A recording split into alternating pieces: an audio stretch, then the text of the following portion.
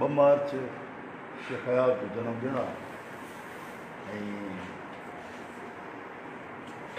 हयात जे नाले वठण सां शेख हयात जे नाले वठण सां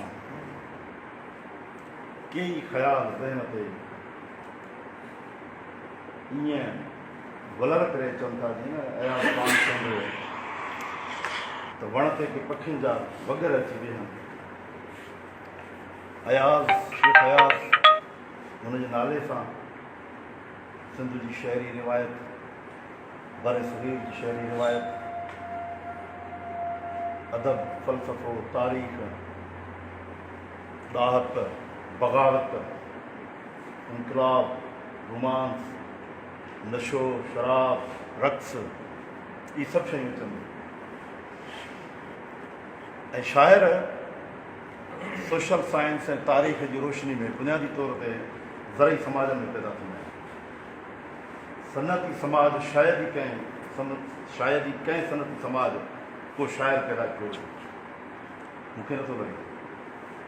जेकॾहिं अॼोके हिंदुस्तान में अगरि के शाइर आहिनि गुलज़ार जहिड़ा, जावेद अख्तर जहिड़ा, त उहे बि उतां जी फिल्म इंडस्ट्री जी ज़रूरत आहे।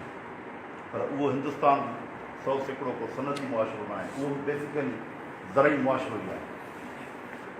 UAE खां वठी यूरोप ताईं, अमेरिका ताईं, सॼी दुनिया जे अंदरि हिन दौर में को बि शाइर मिलणु मुश्किल आहे। ऐं इहो दलील आहे सोशल साइंस जो त शाइरी ज़रई समाजनि में पैदा थींदी आहे ऐं परवान चढ़ंदी आहे।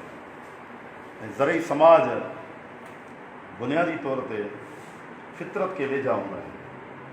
ज़रई मईशत, ज़रई सिरिश्त, ज़रई पैदावार, मोड ऑफ प्रोडक्शन, उहा बुनियादी तौर ते फितरत जे रहम करम ते हूंदी आहे, फितरत जे मातियत हूंदी आहे। इंसान फितरत जे जबर में वधीक जकड़ियल हूंदो आहे ऐं उन ज़रई समाज जी इहा हिकिड़ी ख़ूबी बि आहे। साॻे ई वक़्तु यानी उन जूं ख़ामियूं ऐं डीमेरिट्स बि पंहिंजी जाइ ते, पर ख़ूबी इहा आहे त उहो हिकु ई वक़्तु फितरत सां तमामु घणो सलाड़ियल हुजे। ऐं फितरत सां सलाड़ियल हुजण सां जेके चङियूं शयूं आहिनि उहे इहे आहिनि त उन में हसासियत आहे, उन में शाइराणो अहसासु आहे, उन में फितरत पसंदी जेका आहे उहा ॾाढी आहे। मिसाल जे तौर ते यूरोप जे अंदरि, मगरब जे अंदरि जेको विलियम वर्ड्सवर्थ वारो ज़मानो आहे, शेक्सपियर वारो कुझु चई सघिजे थो, कुझु ॿिया बि अहिड़ा शाइर आहिनि जेके पाण विलियम वर्ड्सवर्थ खे त इहो लक़ब बि हासिलु हो त हू नेचर जो शाइर आहे, पोइट ऑफ द नेचर। त उहे बि बुनियादी तौर ते ज़रई मुआशिरनि जा ई पैदावार आहे। हाणे काइनात जे अंदरि का बि शइ मुकमिल तौर ते न मस्बत आहे न मनफ़ी आहे। फ़लसफ़ो अहिड़ी पेचीदा शइ आहे जेको असांखे सम्झाए थो, ॿुधाए थो साईं साहिबु त काइनात में का बि शइ न 100% मस्बत आहे, न 100% मनफ़ी आहे। इन करे काइनात में न 100% सचो आहे, न 100% कूड़ आहे। हर शइ अनसर्टनिटी प्रिंसिपल जे अंडर तरफ़ कमु थी करे, गैर यकीनी वारी सूरत आहे।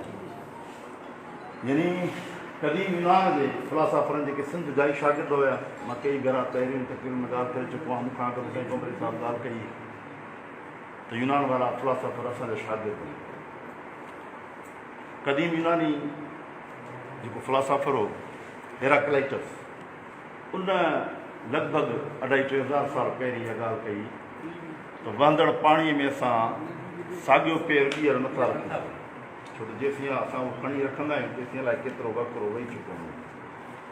जितां मुतासिर थी करे हाइज़नबर्ग जेको फिज़िक्स में जंहिं न्यूटन जे थ्योरीज़ मां चुकां कढियूं, जंहिं न्यूटन खां अॻिते वञी कमु कयो, उन उहो कानून जेको आहे वखफ़ कयो हेराक्लाइटस खां मुतासिर थी करे, जंहिंखे उन अनसर्टनिटी प्रिंसिपल जो नालो ॾिनो, यानी गैर यकीनी वारो कानून। उहो गैर यकीनी इहा हुई, हिते को घड़ियाल आहे, घड़ियाल हुजे हा त हुन में ॿुधाए सघिजे आहे, घड़ी आहे त घड़ी में मिसाल जे तौर ते पाण ॾिसी करे हिन महिल कंफर्म टाइम बि नथा ॿुधाए सघूं। हीअ घड़ी आहे न, हिन में कंफर्म असां टाइम नथा ॿुधाए सघूं त 10:07 घणा मिंट थिया पोइ सर पाकिस्तान को हिन वक़्तु 10 लॻी 7 मिंट ऐं 17 सेकंड थिया आहिनि। जेकॾहिं असां स्टेटमेंट ॾियूं था जुमिलो पूरो नथा कयूं त वर्णा थी चुका आहिनि ऐं हर हिकु सेकंड में 1 लख नैनो सेकंड थियनि था, यानी का बि शइ यकीनी न आहे। इन करे काइनात में 100 सैकड़ो न का शइ मुस्बत आहे, न का शइ मनफ़ी आहे। इन करे मां चवंदो आहियां ज़रई समाज जेके आहिनि उहे को तारीख़ जो फितरत जो अहिड़ो फेर न आहिनि जिते रुॻो दर्द सूर ऐं डीमेरिट्स हुजनि। खोड़ सारी शयूं सुहिणियूं बि मिलियूं आहिनि। उन्हनि सुहिणियुनि चङियुनि शयुनि मां शाइरी बि हिकिड़ी आहे, मुसवरी बि हिकिड़ी आहे, रक़्स बि हिकिड़ो आहे, आर्ट बि हिकिड़ो आहे, फ़नून लतीफ़ा बि हिकिड़ी शइ आहे। बिल्कुलु ईअं जीअं सनअती मुआशिरे जूं खोड़ सारी शयूं असांजे लाइ बाइस रहमत थियूं आहिनि। हीअ बिजली, पखा, एसियूं, हीअ नेट, जॾहिं जेका बि सहूलियत आहे हवाई जहाज़नि ताईं, मरीख़ ऐं जेको आहे सो ॿियनि सयारनि खे रिस्क वारनि उन ते कमंद विझण ताईं, या उन सनअती मुआशिरे जी महिरबानी पर ज़रई मुआशिरे जी बि हिकिड़ी महिरबानी। तंहिंजे करे शाइर सॼी इंसानी तारीख़ में उहे घणे गाने ज़रई मुआशिरे जी पैदावार आहे। अयाज़ पंहिंजे दौर में अहिड़े दौर में माना पैदा थियो आहे जेको हिकु तरफ़ ऐं उनजे दौर जो जेको माना जेका दुनिया आहे अयाज़ जे दौर जी उहा ॾाढी हिकिड़ी मक़सूद अहिड़े हिकिड़े तारीख़ जे मोड़ ते बीठल आहे जंहिं मोड़ खे असां ऐं तव्हां बि ॾिठो आहे। ॾाढो दिलचस्प मोड़ हुयो जिते हिकु तरफ़ दुनिया जे अंदरि ज़रई समाज ख़तमु पए थिया, सनअती बल्कि सोशलिस्ट इनकलाब बि अची चुका हुआ दुनिया जे अंदरि, रूस में अची चुको, क्यूबा में अची चुको, ॿियनि जॻहियुनि ते। ऐं सनअती मुआशिरनि जा जेके आहिनि से डीमेरिट्स ते साम्हूं अचणु शुरू थी विया, सरमाएदारी मुआशिरे जा, सरमाएदारी मईशत जा। अहिड़े दौर में जिते पहिरीं ॿी आलमी जंग थी चुकी हुई, जिते सॼी तारीख़ पंहिंजो पासो वराए चुकी हुई, जिते सॼी शहरी रिवायात, शहरी तारीख़ उहा बर सग़ीर जी हुजे, दुनिया जी हुजे, या असांजे सिंध जे तारीख़ी फ़िक्र जी हुजे, क्लासिक्स जी हुजे, क्लासिकल शाइरी जी हुजे, जेका शाइनायत पंहिंजो शाह करीम ऐं पंहिंजो काज़ी काज़न खां वठी हली आहे, ऐं उनजो उरूज, उनजो महराज उहो जेको आहे सो शाह लतीफ़ वटि थियो आहे। साईं हेॾा अचो न, हेॾा शाह लतीफ़ वटि उनजो महराज थियो आहे ऐं उनजा असर वरी अयाज़ वरिता आहिनि। छाकाणि त काइनात में का बि शइ बीहे कोन थी, उहा असर छॾे बि थी, वठे बि थी। ऐं इहो तारीख़ जेको तसलसुल हुयो, उहो सिंध जी शहरी रिवायात जो जेको तसलसुल हुयो, जेको ॾाहत जो तसलसुल हुयो, उन लतीफ़ मां अयाज़ पैदा थियो। बिल्कुलु इहे जे लतीफ़ पंहिंजी तारीख़ मां पैदा थियो। कड़ो मंझि करे कड़े जीअं लोहार लपेटियो, हीउ कड़ो आहे, हीउ तारीख़ जो सिलसिलो, हिकिड़ो नसुल, हिकिड़ो दौर, हिकिड़ी सदी ॿी सदीअ खे ॻंढे थी, जोड़े थी। उन मां मेच्योरिटी पैदा थिए थी, अॻिते वधूं था। हर पोयों लम्हो, ईंदड़ लम्हो, गुज़िरियल लम्हे खां ईंदड़ लम्हो वधीक मेच्योर ऐं सगारो आहे। असां पंहिंजे अॿे ॾाॾे खां पंहिंजी जिस्मानी ख़ूबसूरती, ज़हनी ख़ूबसूरती, ज़हनी सलाहियतुनि में, तख़लीक़ी सलाहियतुनि में हिकदमि अॻिते आहियूं। कुझु बि हुया, हा एक्सेप्शनल केस ॿिया थींदा आहिनि, मतिलबु लतीफ़ नथो थिए पैदा, इहो हिकिड़ो अलॻि एक्सेप्शनल केस आहे। इन खे असां कानून जो दर्जो नथा ॾियूं। शेख अयाज़ वरी न पैदा थियो आहे अञा ताईं, अॻिते थिए थो नथो थिए, एक्सेप्शनल केस आहे, उहो आम माण्हू न आहे। तव्हां हिते ला जा माण्हू वेठा आहियो त ला जी जेका फिलासफ़ी आहे उहा लागू ई कानून लागू ई अक्सरियत ते थींदो आहे।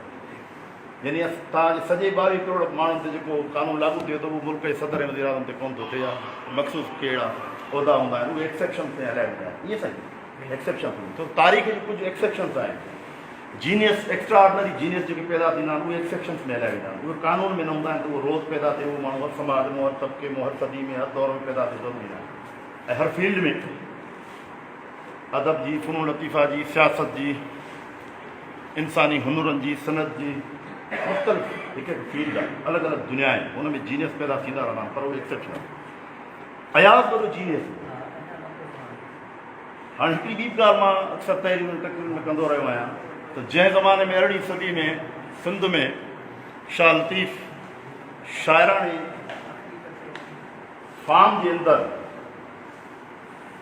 फ़लसफ़ो असांखे ॾिनो, उन साॻे वक़्त में यूरोप मगरब जे अंदरि हेगल ऐं ॿिया जेके हुया थोरे घणे फ़र्क़ु सां, यानी 18 सालनि जो फ़र्क़ु आहे हेगल ऐं लतीफ़ जे दौर में। उन ज़माने में उते जेको आहे उहे नसर में फ़िलासफ़ी पिया ॾियनि, छो त हू असां खां अॻिते आहिनि, असां उन्हनि खां पोइ हिते आहियूं। हूअं ई सॼो यूरोप मगरब असां खां मशरक़ खां घणो अॻिते आहे।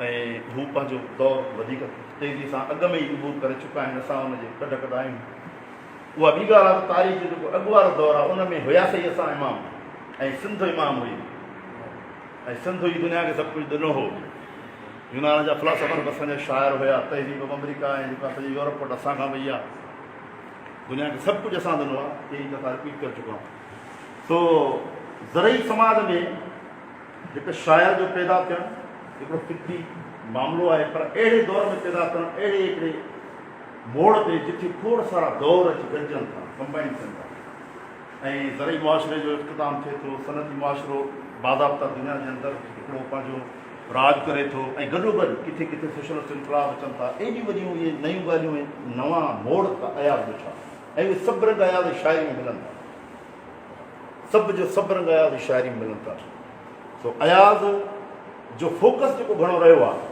हाणे इहा खोड़ सारा दौर आहिनि पलीअ साहिब ॾाढी सुहिणियूं तकरीरूं कयूं आहिनि हू विराईंदो आहे हिकिड़ो दौरु असांजो आहे हिकिड़ो दौरु असांजो न आहे कोहली साहिब वारनि खे वरी साईं मोहम्मद साहिब भुटे वारनि खे आख़िरी 10 साल वधीक वणनि था ईअं थींदो आहे हर को माण्हू पंहिंजे फ़िक्र खे शयुनि खे बाहि खे सोरींदो आहे पंहिंजे लाइ सियारे में सवड़ आहे सियारे जी बसि पाण ॾे सोरबी आहे पंहिंजी मफ़ाद लाइ ठीकु आहे पर असां चवंदा एज़ अ होल अयाज़ खे ॾिसणो पवंदो उहे आख़िरी 10 साल हुजनि या पहिरियां सभु साल हुजनि अयाज़ खे एज़ अ होल ॾिसणो पवंदो त अयाज़ छा हो अयाज़ सां मुंहिंजी हिकिड़ी कचहरी थी हिकिड़ी मुलाक़ात हिते फयाज़ साहिब ज़िक्र कयो इन करे उहो मुंहिंजो हिनजो हिसो कोन हुयो गुफ़्तगू जो पर मां उहो एड थो कयां हिकिड़ी मुंहिंजी कचहरी थी ताजल बेव साहिब जी महिरबानी सां जेको हिन ख़ैरपुर ज़िले जो ई माण्हू हो हुन सां मुंहिंजी घणी मोहबत हुई तमामु घणो हुन सां दीकू वेझो हूंदो अली बाबा ऐं ताजल सां तो ताजल सां ई हुन खां टाइम वठी ॾिनो अयाज़ सां मिलणु ॾुखियो हूंदो प्रिंस कॉम्प्लेक्स में रहंदो जंहिंमें अलीमन घरो ई मिलंदो पोइ वया साहिब असांखे टाइम ॾिनो हो सुबुह जो तक़रीबन 12 बजे खां वठी शाम जो 7 ताईं लॻभॻि 7 कलाक असां सी वी ते विया विलेज होटल आहिनि इर्द गिर्द पए जेको आहे खाधोसीं बि घुमियासीं बि हुन ज़माने में मुंहिंजी रिकॉर्डिंग बि कई आहे जो गुम थी वियो पर फ़ोटू आहे हिकिड़ो ई फ़ोटू फेसबुक ते आहे पोइ उन में 3 ॻाल्हियूं मूंखे अयाज़ साहिब सां कयूं जंहिं ते हू मूंसां कावड़जी वियो चिड़ी वियो उन ज़माने में हिकिड़ी ॻाल्हि जंहिं चिड़ियो उहा मां कईमांसि इहा त तव्हां साईं जेम्स जी तदफ़ीन बि छो न पहुता हालांकि तनवीर साहिबु हिन शहर जो हुयो उहो पहुतो ऐं मूंखे उहो ॾींहुं बि यादि आहे 1996 25 अप्रैल 95 साल 96 जी पहिरीं वसी थी सॉरी 25 अप्रैल 95 ऐं मां बि हुते पहुतो मुंहिंजी पहिरीं शादीअ खे अञा 4 ॾींहं थिया ऐं मां शादी न पियो कयां घर वारनि सां बाबा वारनि सां ज़िद हुई त मां शादी कीअं कयां साईं जे लाइ माना इहो ऐलान थियलु त ओचितो तॾहिं थींदो साईं कोमा में हुयो पोइ तॾहिं बि मां चौथी राति जेका शादी जी हुई उहा आयोसि हुते पहुतोसि ऐं सन में हुते मां अखियुनि सां ॾिठो त साईं तनवीर पहिरां ॾींहं खां वेठो अगरि तव्हां कोई दोस्त हुजे त मुसलमान शाह जो रिसालो पढ़े पियो रोए पियो तनवीर अब्बास हिन शहर जो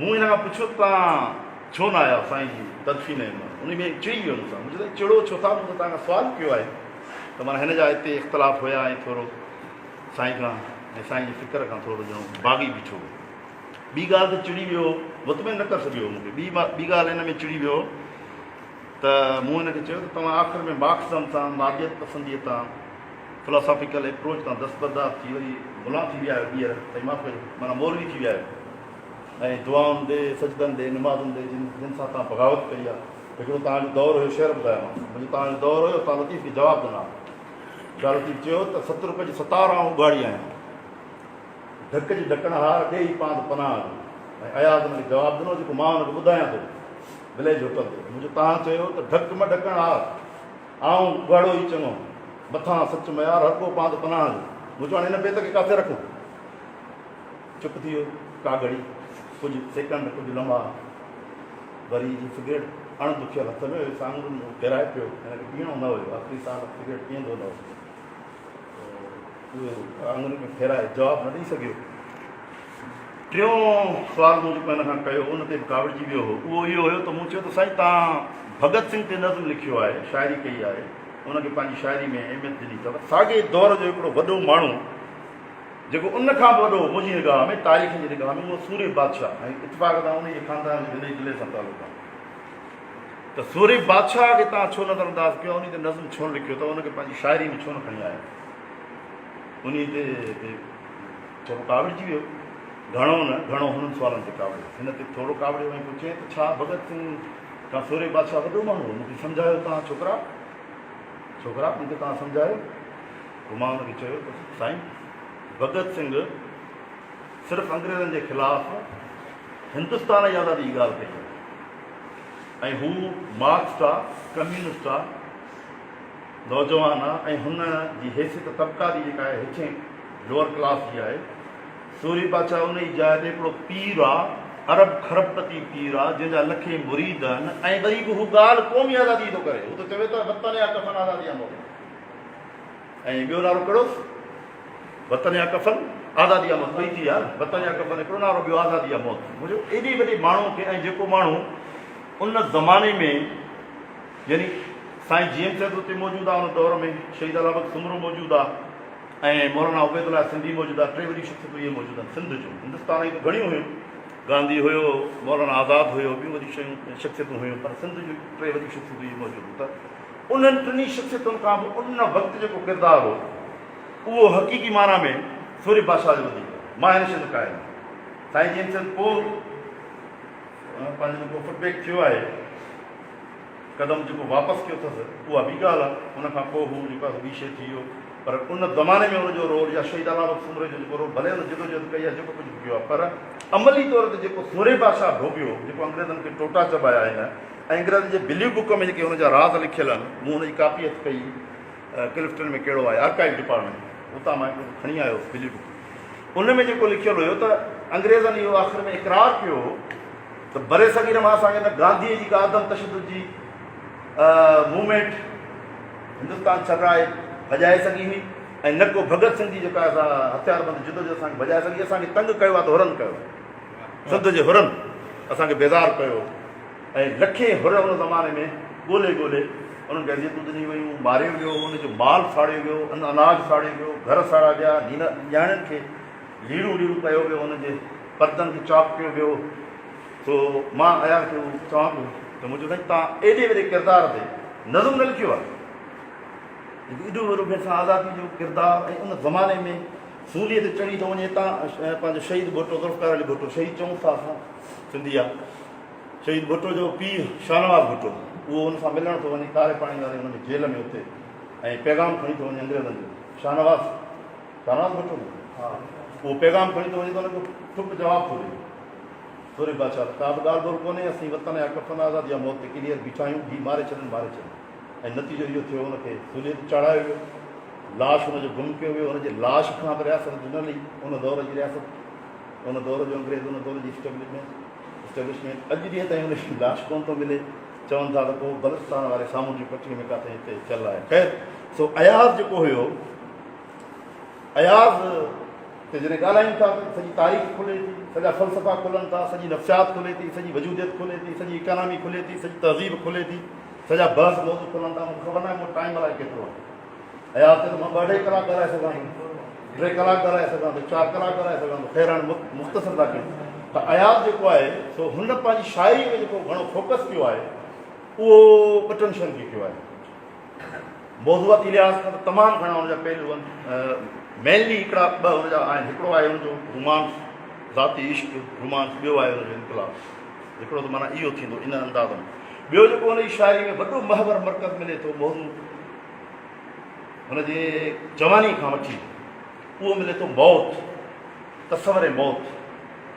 ऐं तसवर मौत उहा शइ आहे जंहिं इंसानी समाजनि जे अंदरि मज़हबनि खे जनमु ॾिनो, देवताउनि खे जनमु ॾिनो, मज़हबी फ़िरक़नि खे जनमु ॾिनो। छो त मौत अहिड़ी शइ आहे जेका वजूद जो वॾे में वॾो सुवालु आहे। यानी असां पंहिंजी मर्ज़ीअ खां बग़ैर काइनात में समाज में मोकिलिया वञूं था, वरी पंहिंजी मर्ज़ीअ खां बग़ैर हितां धिकारिया वञूं था, साड़िया वञूं था, मारिया वञूं था। जेको बि आहे मुख़्तलिफ़ मज़हबनि, मुख़्तलिफ़ धर्मनि जी रीतुनि रस्मुनि मूजिबि उन्हनि जी बि हिकिड़ी तारीख़ आहे। इस्लाम जी उमिरि 1500 साल आहे, ईसाईत जी उमिरि 2000 साल आहे, हिंदू मत ऐं बुद्धिज़म जी उमिरि 2500 खां 3000 साल आहे मैक्सिमम। पर मौज दड़े में त कंहिं मज़हब जी निशानी नथी मिले, हू अञा अॻिली जो आहे, तारीख़ खां अॻु जो आहे। सो मज़हबनि जो पैदा थियणु बज़ाते ख़ुदि हिकिड़ो फ़लसफ़े जो सुवालु आहे। मां इन करे चवंदो आहियां त मज़हबनि मां तकिड़ो माण्हुनि खे कढणु ग़लति आहे, ख़ुदा जे आसिरे मां तकिड़ो माण्हुनि खे कढणु ग़लति आहे। ही हिकिड़ी बैसाखी आहे नफ़्सियाती तौर ते। झांसो आहे हिकिड़ो माण्हुनि खे, आसरो आहे हिकिड़ो माण्हुनि खे त भई हिकिड़ी शइ आहे। हाणे उहा तॾहिं ख़तमु थींदी आहे जॾहिं तव्हांजी मईशत, तव्हांजो सॼो स्ट्रक्चर, उहो समाजी वजूद उहो उन लेवल जो हुजे। मसलन हिन वक़्तु तव्हां अमेरिका जे माण्हुनि खां, यूरोप जे माण्हुनि खां, या एॾी वॾी तरक़ी याफ़्ता कंहिं समाज खे, जर्मनी खे, जेको आहे फ्रांस जे माण्हू खां वेही मज़हब ते ॻाल्हायो, जापान वारा चिड़ी था वञनि, चाइना वारा चिड़ी था वञनि मज़हब जे डिस्कस ते। ख़ैर इहा अलॻि बस त मज़हब जो जेको जनम आहे ख़ुदि उहो जंहिं ख़ौफ़ जे करे थियो आहे उहो मौत आहे। ऐं मौत ते फ़लसफ़े वध में ॻाल्हायो, ऐं सभिनी खां वधि में वधि जंहिं फ़लसफ़ी ॻाल्हायो आहे, वधि में वधि ॻाल्हायो आहे, उहो आहे हाइडिगर। ऐं उहो मुंहिंजी पसंदि जो फ़िलासफ़र आहे बेसिकली वजूदी, पर हुन जी वजूदत ऐं सारतर जी वजूदत में फ़र्क़ु आहे। सारतर जी वजूदत जेका आहे एग्ज़िस्टेंशियलिज़म, उहा सिर्फ़ु फ़र्द जी आज़ादी ऐं वजूद जी माहिर ते ॻाल्हाए थी, पर हू जेको आहे सो अंटालॉजीअ में हाइडिगर जेको आहे उहो तसवर वजूद सारी मसइले हस्तीअ ते ॻाल्हाए थो, यानी वजूद जो उहो पहलू जेको मसइले हस्तीअ जे पासे खां अची थो वञे।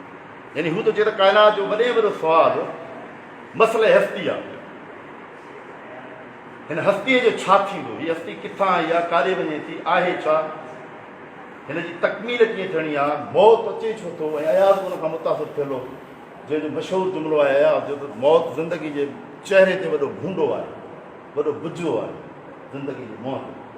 अच्छा हिते ई आयो न, मौत ज़िंदगी जे चहिरे ते वॾो भूंडो आहे, वॾो बुझो आहे। एग्ज़ैक्टली,